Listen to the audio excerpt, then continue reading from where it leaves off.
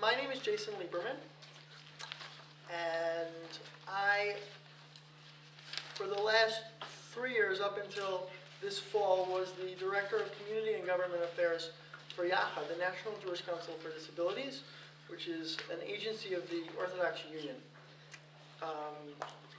Prior to that, I went to school here at GW, and I currently serve on the board of Matan, which is an organization actually started by Meredith Englander-Polsky, who works here, that runs special needs education programs. It's called the Gift of Jewish Learning for Every Child, and it's cross-denominational. And one of the big things that I very strongly believe in is that if we're really going to tackle the issues of disabilities in the Jewish community, we need to do it within the movement structure, but also cross-denominationally, because disabilities is the only minority group in the world that it's possible that every human being can at one point be a part of, and that we don't have without choosing to be so. So that it's possible that it can affect the entire population, and so because it can affect everybody, it's something that everybody needs to deal with, and so we need to deal with it in such a way that we appreciate that everybody needs to deal with it. Okay, I'm Rabbi Lynne Landsberg. I was ordained in 1981 by Hebrew Union College Jewish Institute of Religion, which was the Reform Seminary. I am a huge fan of Jason's. So well, I'm a huge fan of Lynn's. So there, he's OU and I'm Reform Movement, and we're huge fans of each other. So that's number one. Number two is a really brief bio.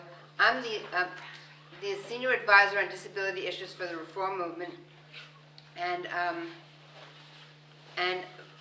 before that, I was the regional director of the Mid-Atlantic Council. That was the 6-state region, or I call it 6-state region of the Reform Movement that's in the Mid-Atlantic states. I call it the five states and one occupied territory, which is Washington, D.C.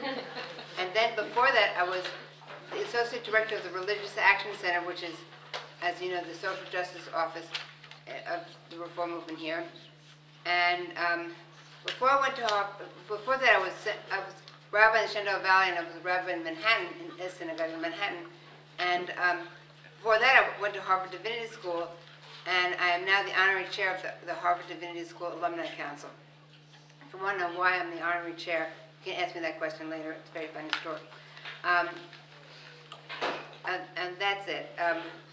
So Jason's going to start, and then I'm going to go. Okay, so I'm going to start with a story. I always like to start with stories because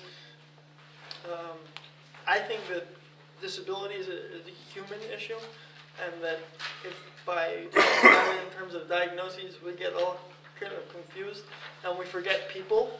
And by talking about it in terms of people, we really realize what's important. 3 years ago, I had the honor and privilege of going on the first Disability Birthright Israel trip. It was actually 3 years ago next week, and it was run through my office, but it was a but it was a very much across the denominational group, and we spent most of our time in Jerusalem, and on Friday we pulled up to the hotel with our bus, and we all got off the bus, and we went into the hotel and got dressed to get ready for Shabbat. We were going to go down to the Kotel on Friday night, and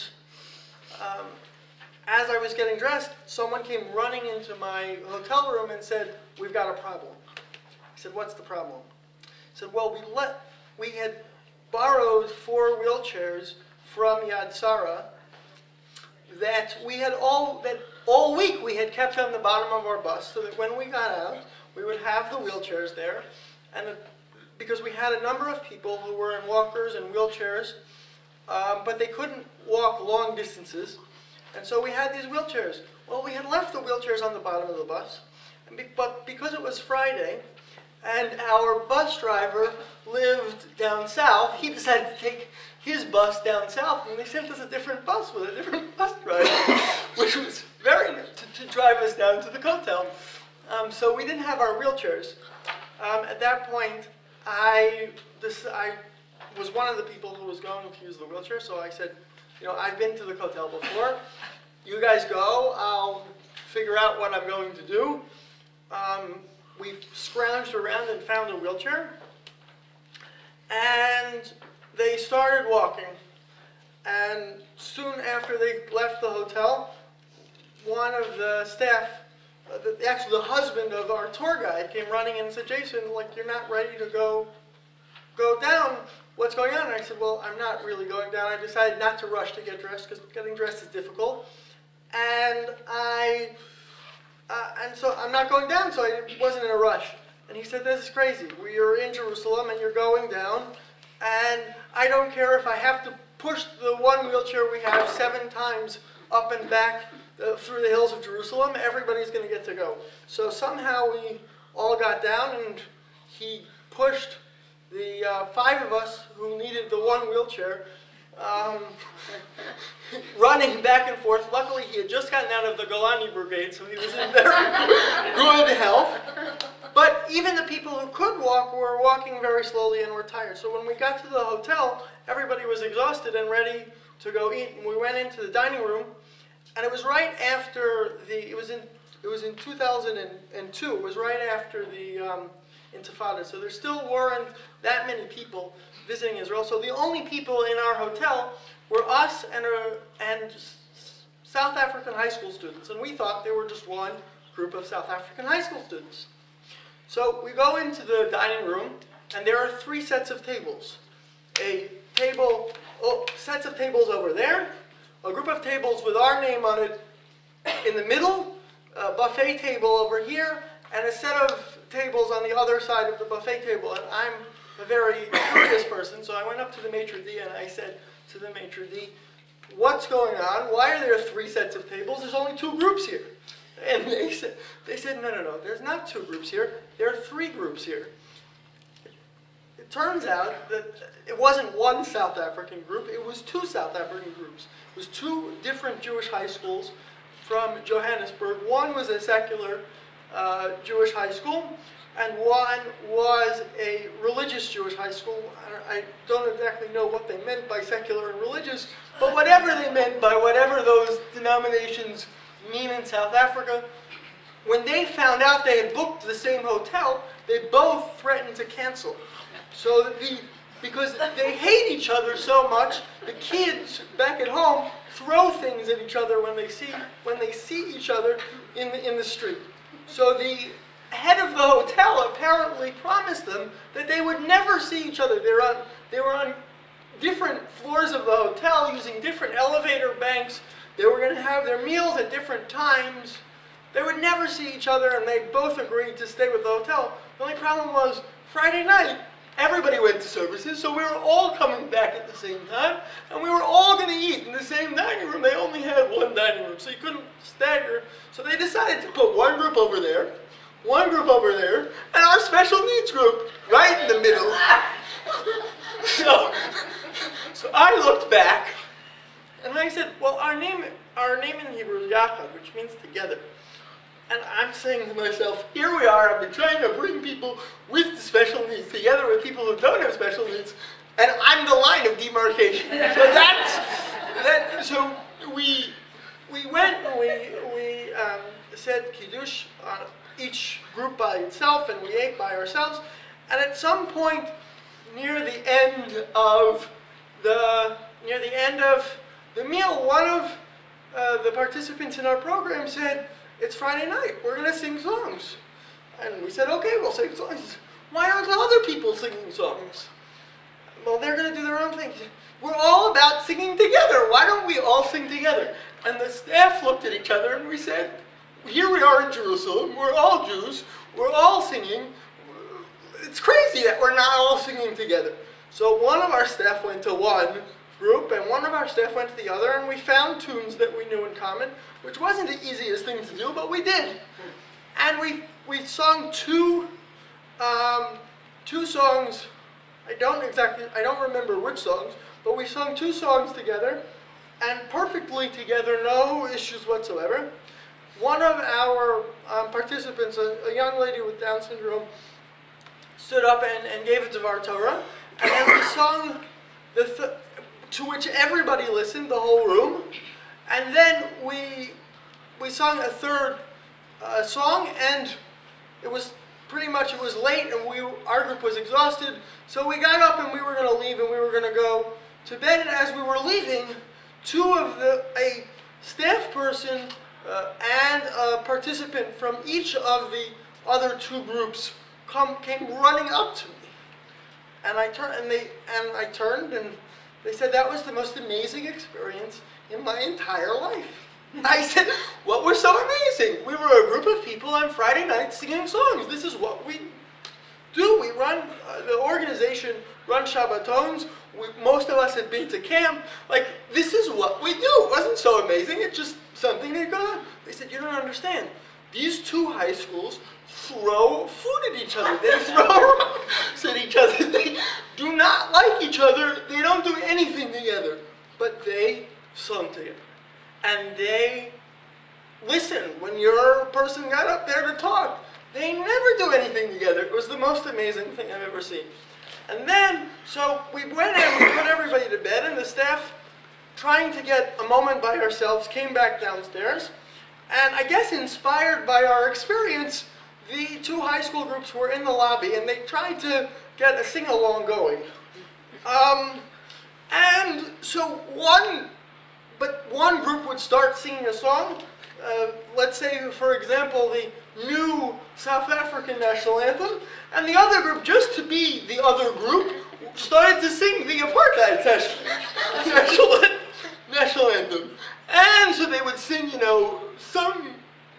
a song having to do with something else, and the other group would come in with something else. The only time they sung together was when one of the people brought up one of the three songs we had sung earlier. Then they all stopped, and they all began singing those songs together. And I think that the power of it is that the participants in our group didn't see a difference.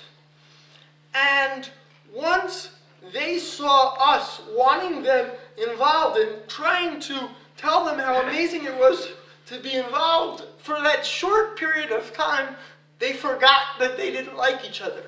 And they realized that when you prick anybody, we all bleed red.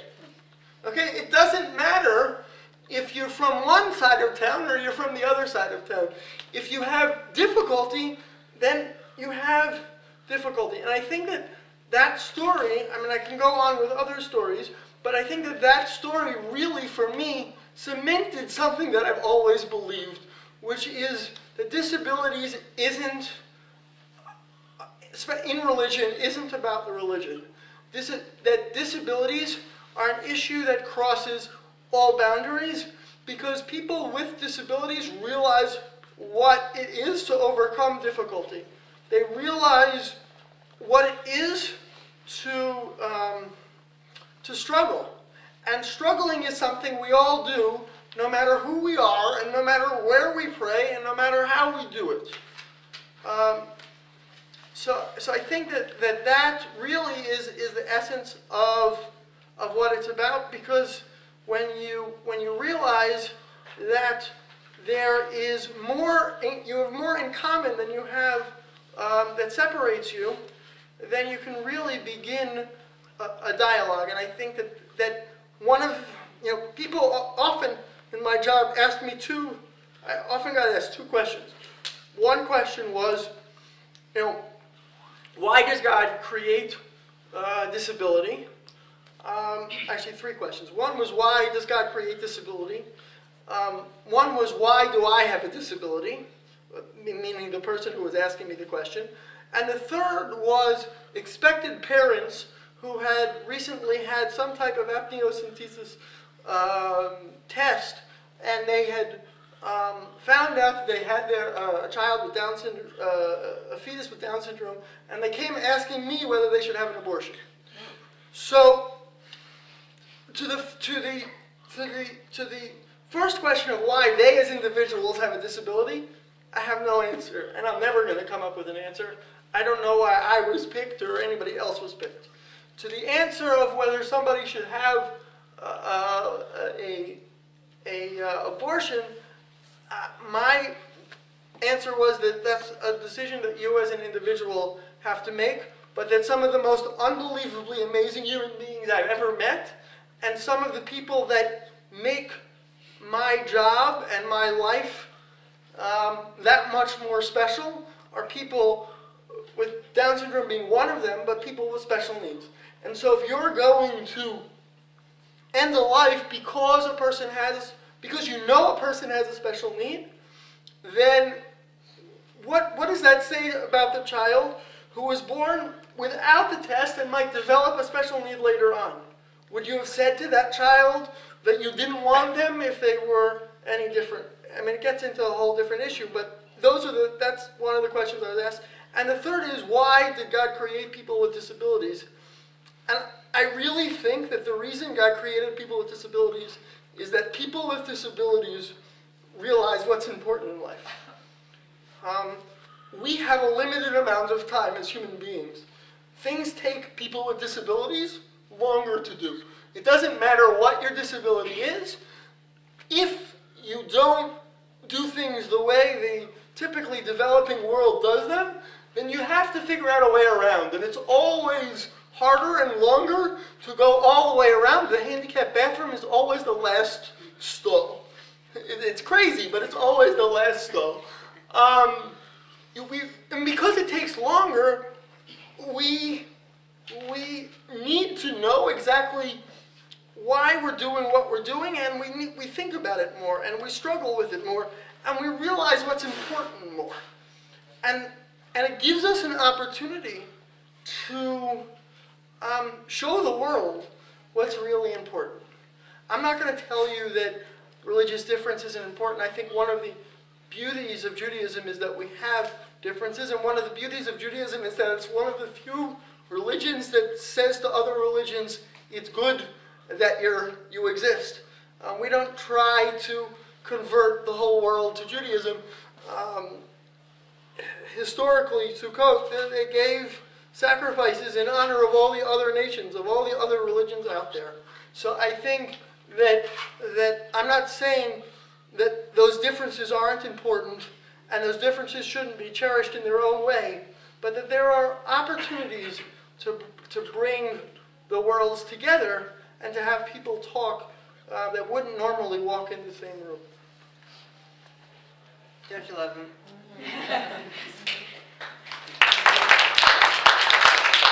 She's amazing. As you will hear her. Don't build me up before I say anything, okay? Well, I know you're amazing. Unlike Jason, I have to use a prepared text, so pardon me while I read what I'm going to say. Some of you were shaking your head when I said that I had been the Associate Director of the Religious Action Center.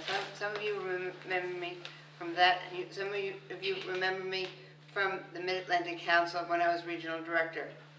But some of you may remember me as the female rabbi whose car hit a patch of black ice on Reno Road, and ultimately I sustained a traumatic brain injury that's affected me physically and cognitively ever since.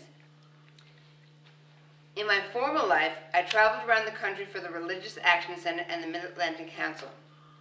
I would get a friendly wake-up call each morning from my hotel. A more significant wake-up call came when I awoke from my coma and over time began to profoundly appreciate the things I had almost lost. A deeply disturbing wake-up call came when I re-entered the world. Before my injury, I belonged to one minority that was cohesive, strong, and articulate, the American Jewish community. Now I also belong to a second minority that I have come to understand is often the victim of discrimination and yet remains powerless and unheard, people with disabilities. I shortly identified with this second minority after I spent almost a year in a wheelchair. When my husband and I would go out for dinner, waiters would invariably ask him what I wanted to order. When shopping, the salesperson would ask my nurse what it was I was looking for. Even now, when I walk into Neiman Marcus with a cane, I'm ignored by salespeople. If a waiter or a clerk thinks that because I'm in a wheelchair or walking with a cane, I can't read the menu, make decisions for myself, or know how to spend money, I shudder to think what a job interview must be like for we people with disabilities. I now know we start the interview with a major strike against us. I just finished a book, I don't know if you read this, I just finished a book called No Pity by Joseph Shapiro. It's phenomenal, which chronicles how people with disabilities are forging a new civil rights movement. No Pity, Joseph Shapiro. I was surprised to read a story in the book about a lawyer I had known through my previous work at the Religious Action Center. He graduated from Harvard Law School near the top of his class. He was showered with interview requests. After the interviews, in which it became obvious he was a dwarf, he was showered with rejections.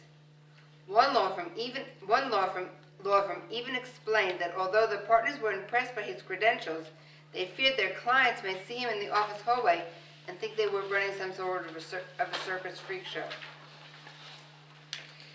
Well over 50% of people with disabilities who are able and willing to work are either unemployed or underemployed. A Syracuse University economist did a study which indicated that even when people with disabilities have jobs, they earn far less than their co-workers and are far less likely to be promoted. If we want to make changes in this country, in order to allow people with disabilities the rights they are due, we must begin by opening the eyes of Americans and helping them understand that they have to change their attitudes. Where better to start than at home? The Union for we members of Jewish institutions must urge our leaders to accommodate Jews with disabilities by making our Jewish institutions physically and emotionally accessible. The Union for Reform Judaism has established a comprehensive disability awareness campaign. Every department of the URJ is actively participating. This coming December, next month, the annual conference of Reform Jewish Synagogue Administrators is holding a seminar on accessibility specifically. The Union Camp Department has already established a summer experience for kids with autism. Every regional and national URJ facility across the country is either already accessible or being updated. Even the degree programs at Hebrew Union College for rabbis, candidates, and educators have courses in special education and text study concerning Jewish approaches. Could you back up 1 second? Okay. You know, where is they established courses? Even the degree programs at Hebrew Union College for rabbis, cantors, and educators have courses in special education and text study concerning Jewish approaches to people with disabilities. My speech therapist would love her for making me slow down. We of the URJ are now urging our 950 congregations to follow suit. My greatest wish is to take my experience and send a wake-up call to the whole Jewish community that people with disabilities are out there and they are among us. The URJ, that's the Union for Reform Judaism, has joined the Americans with Disabilities Civil Rights Movement with both feet. We're asking you and your movements, your congregants and your congregations to join us one foot after the other. We must break down the physical, communicative, and attitudinal barriers wherever they are, and we must come together as a greater Jewish community to say in unison, here we are, working to help people feel whole by accommodating their disabilities and urging them to lead full Jewish lives. That's the end of my written statement. Now I go to my... I meant to have copies of these for everybody here. So take out your piece of paper and pen. And if you can't take out your piece of paper and pen, if we get your information, we both she's given me the, we can, or we can hand you a card. Yeah, so. you can take my card and I'll send this to you. This is a list of resources. These are the best sources out there. The first is Accessible Faith. It's a technical guide for accessibility in houses of worship.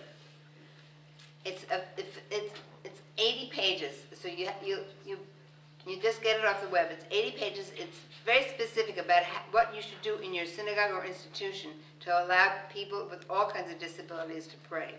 Can you give us the website? Okay, the website is www.rrf.org. What do you call this? Backslash? Slash noteworthy slash accessible.html. I'll tell you that again.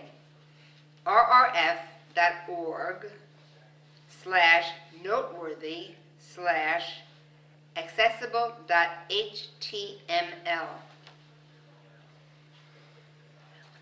So that's the first thing you need to look at. And now I'm going to tell you different texts put up at different movements. The first one is Alpi Darko, which is according to their What's ways. that? Peter. Alpi Darko. Alpi Darko, which means according to their ways, or his way. It's a special needs educational resource manual. It's available from the URJ, which is urj.org. No, the email is J, capital F, capital C, at urj.org. JFC is Jewish Family Concerns Department at the URJ. And the second thing, and Ginny knows this, is called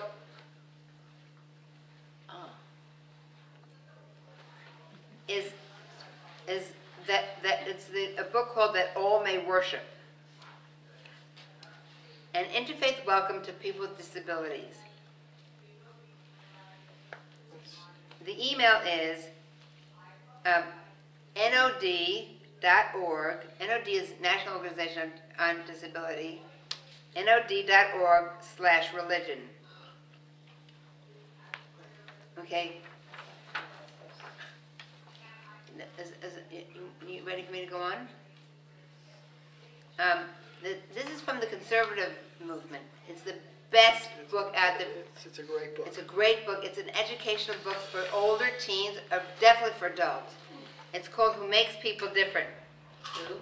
Who Makes People Different, Jewish Perspectives on People with Disabilities. Who Makes People Different. In the Talmud, there are, it's the Talmud, right? It says that there's a special blessing upon seeing a person with a disability. You said, "Blessed are you, O Lord, who makes people different, and who makes people unique." And it's an educational. It's about 150 pages. It's an educational text that not only talks about Jewish attitudes for disability, but it has really important handy works at the end.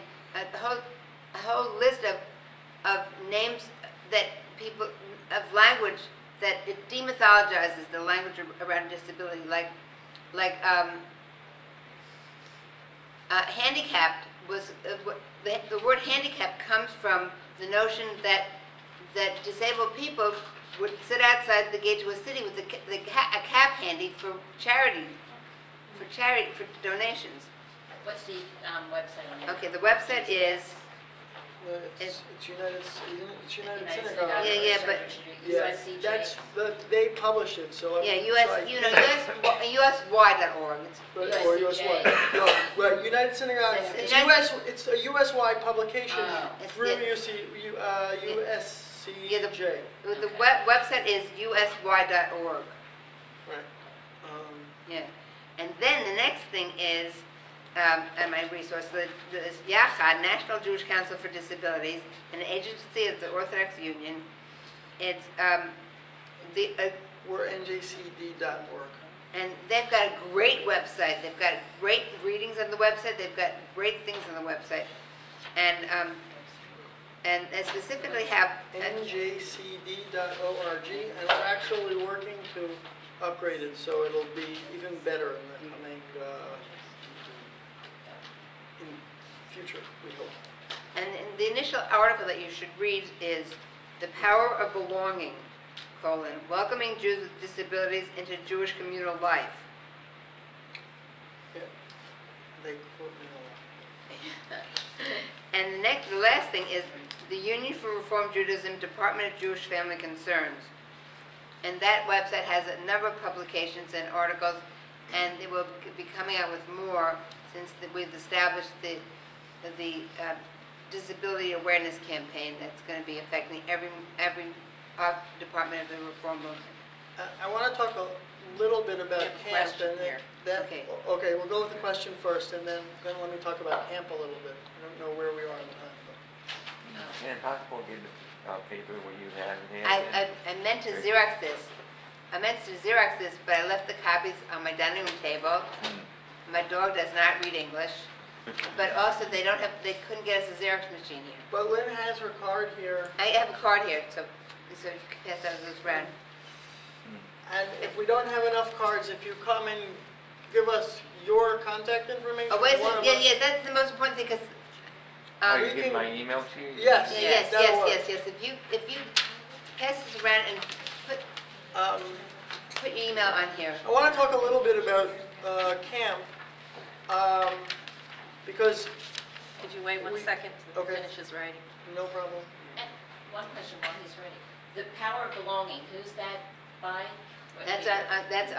on the Orthodox Union's Yeah, website. it was in the Jewish Action, which is the OU's quarterly magazine. Trying to remember which. But it's on the website. And it's on the OU website and the NJCD web. You can get to it through the OU website and the NJCD website. And connected to the article, we have a list of Orthodox services who've told us they're accessible. On the United Synagogue site, they have marked all of the conservative synagogues that have told them they're accessible. And I don't remember if Oh, yes, they yes. do also. Yeah, but you So- know what, we have to talk about dividing them into Orthodox, Reform, Conservative, Reconstructionist. How do they determine accessibility? That's why I said they have told us, Right. and not that, because one of the, when I set out to make the list, one of the things organizationally that we had a very hard time doing was checking it, because there are lots and lots of congregations, there are lots and lots of congregations out there, and we didn't have the staff to go and actually really follow up on the questions. When they say something's accessible, it doesn't necessarily mean it's accessible. And when they say they're welcoming, it doesn't necessarily mean that they're welcoming. But at least it is a step in the right direction when they acknowledge that disability is an issue. It's a starting point on the dialogue, even if it's not where we want it to be.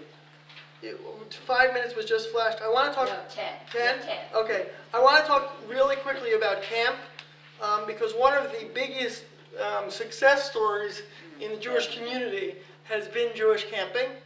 And one of the best inclusive environments has been camp, because a lot of the barriers to inclusion happen around academics and happen around environments that aren't in the control of people, and so if you of the people that are participating in the activity. So if you create camp where everything kind of happens on campus, and there isn't as much emphasis on the things Rabbi Arson spoke about that we tend to think are important, like jobs and school and all of those things, that inclusion becomes a lot more possible. The first Jewish camp to do inclusion was Camp Ramah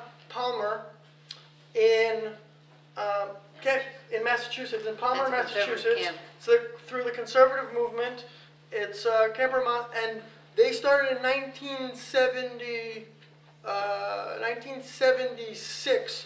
They started bringing people in who had special needs into their camp. Their model currently is that they have a special needs bunk primarily, but that all of the those people participate. It's a TICFA program. All of those people who are in the special needs bunk participate in regular activities throughout the day, and they sleep in the special needs bunk.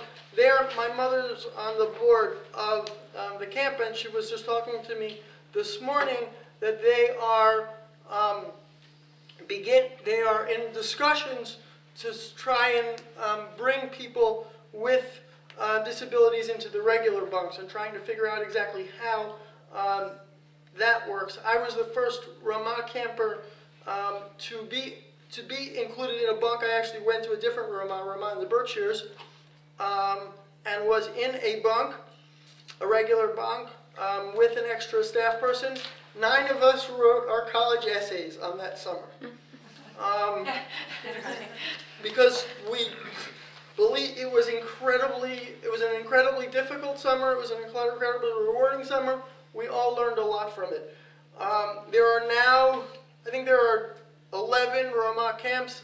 9 of them have TICFA programs, which is for people Kind with of programs? TICFA, they're called. They're for people with developmental disabilities. Then there's the program at the Berkshires, which is for people with Asperger's syndrome and attention deficit disorder. And there's a program at Ramah in the Poconos, which is designed for people with hearing difficulties, although they've had difficulty finding people who wanted to go specially into that program, because people with the issues don't want to have not come forward and self-identified in recent years, and so that program, as a separate program, has not really been functioning the last couple of years. So that's the conservative movement. Within the Orthodox world, for many, many years, I don't know when they started, there was Camp HASP, which is a disability camp, and they do incredible things, but they are special needs only. And then there is, in '95, Yachad, the organization that I worked for, began to run programs in Orthodox camping at Morasha, Nesher, Mosheva, and Masora, which are camps, or modern Orthodox sleepaway camps. And one of the most amazing things about it is that if you come to camp on visiting day, you have parents who come to visit their kids who are from the full spectrum of Orthodoxy and from the full spectrum of Judaism that have come into camp. And the same thing at Ramah, especially before the OU started doing Orthodox camps, you had Orthodox parents sending their kids to a conservative camp that they would never send their other kids to. You have, at Morasha, the kids run around in shorts and t-shirts to the Yachad Bung on visiting day. We have guys from Borough Park and Streimels who don't speak English, only Yiddish, and they're talking to the guy is talking to our female staff about how amazing his summer is for his daughter. These conversations don't happen anywhere else. Right. And they don't, and what? They have programs in Israel that are similar. Right, yeah, no, they do have programs in Israel that are similar, but they happen around disabilities, which is the point. Right, which is the point, a point that's important to make. And we also run two travel programs that are very special, and and USY is looking into copying our model and using it as part of USY on Wheels. It's called Yad B'Yad, where we bring typically developing high school students, make up 2/3 of the group, and 1/3 of the group is people with developmental disabilities, and we travel for 5 weeks around. Usually it's one trip in the United States and one trip in Israel. Last year, our trip into Israel was rudely stopped by Hezbollah, so that one day before we were supposed to take off, we changed our trip completely rather than cancel it, and we went to California along with the other group. And so this year, because we had such desire to go to Israel, they're actually running 2 Israel trips, but then after that they're going to go back to 1 American trip and 1 Israel trip. And you really do, you get across a denominational attendance at a lot of these things that nothing in that no other program that the OU runs, at least, would be encouraging and as open as the Yachad's program. Okay, I'm sorry to interrupt. I just got, at 12 o'clock last night, I got back from Charlotte, North Carolina, where I was speaking at the Reform Synagogue there. And Charlotte, North Carolina has a whole huge campus called Shalom Park, where the big Reform synagogue is, the conservative synagogue, and it used to be, and the Lubavitch had a building there, but they got too big and they had to move out. But there's a big school building, half of it's for Reform and half of it's for the conservative religious school, but the whole thing is run during the week as the Lubavitch Day School, which is a lot of cross movements go to. But the one thing is it's totally accessible, and they have a program called Tikva Charlotte, which is taught run by an Orthodox woman. It's under the auspices of USY, but kids go there from Lubavitch. It's a special needs program for kids, religious school program. Lubavitch, Reform, Conservative, and Orthodox all go there. It's phenomenal, and when I came as the person who was speaking on disability issues for the Reform congregation, I had Shabbat dinner at an Orthodox woman's house. She and her husband came to the Reform Friday night service to hear me speak. It breaks down all walls. Disability breaks down all walls. Was that Friendship Circle? It was Shalom Park. Was it called the Friendship Circle? Run by Lubavitch? Yeah, Because they they've been run all a lot over the of, country. they run friendship circles all over. And it wasn't specific. No, it wasn't specific then. And actually, the female Reform rabbi studies with the Lubavitch rabbi. Which happens here also. There's someone who works at Pijal, Rabbi Hirschchin, whose weekly havrusa is with the rabbi at Temple Micah. Toby Manaway. So things are working cross-denominationally when you find the right people, and around disabilities, it tends to happen more often than not. It turns out that the JCC in Rockville has a program, their summer camp program, which is a model for a lot of places around the country, and includes at least 100, if not more, depending upon their funding, of kids every year with disabilities.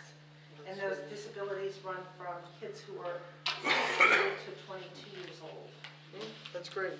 It's very important. I think we're out of time, but thank you Okay, thank you. very much to our timekeepers.